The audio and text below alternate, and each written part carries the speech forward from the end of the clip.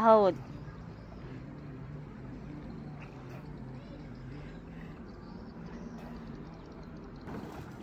sự tật hào tầng cùi khăn lan mấy cho mười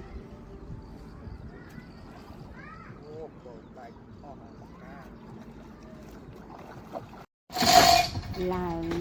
thì cắt mặt đào lửa này ồ có là mặt đào lửa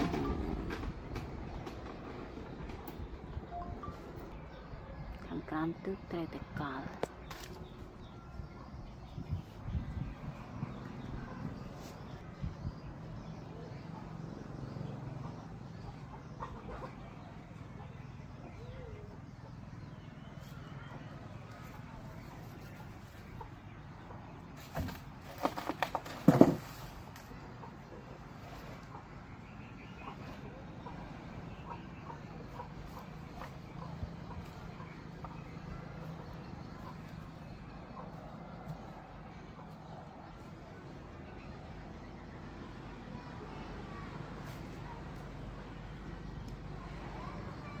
tôi lấy chơi mùi tì đã nhớ đã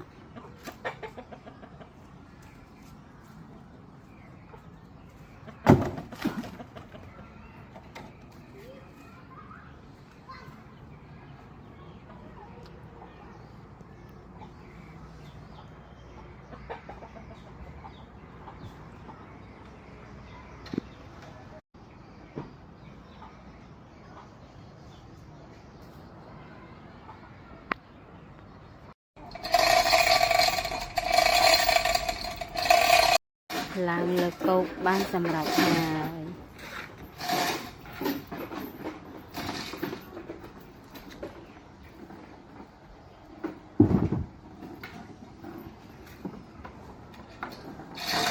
một cái lọ tròn cầm lăng đầy trên bảy đầy hai trạm ban lăng đã lấy câu sầm rạch ấy mong buông ban sầm rạch anh bị trật màu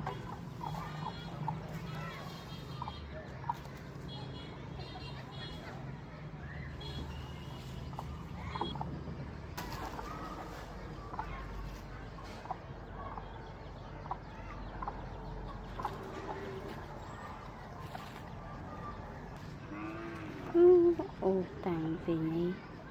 đọc cái ráo mơ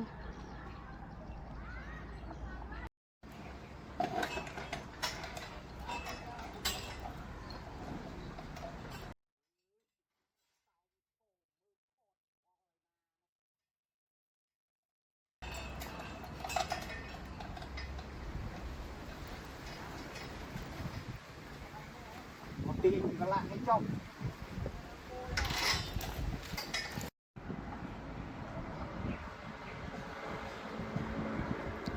rinh tức cho là mọ hào đi nhé ta đây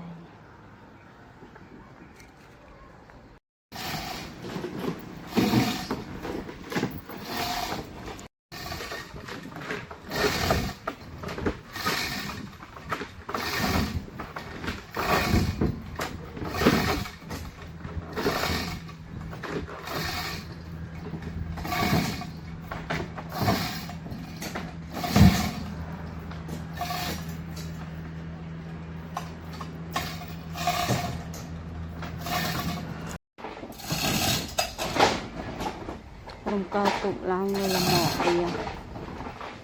đã làm coi bên này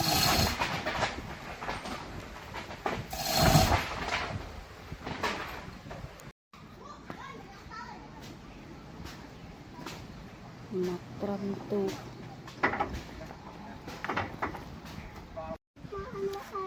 tẹt xài chuột chì mùi mà nát tu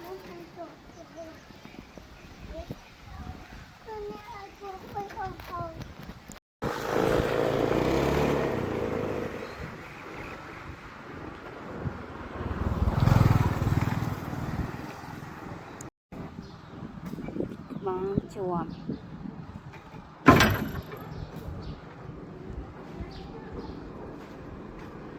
ใจมาไม่สวดมาเลยสิยายตุกดักบาลานไปทาง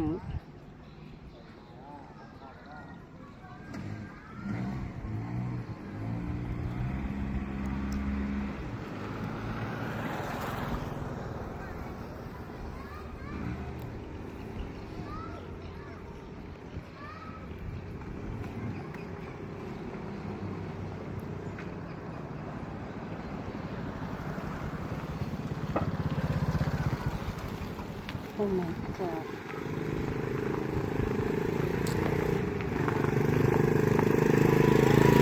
อะไร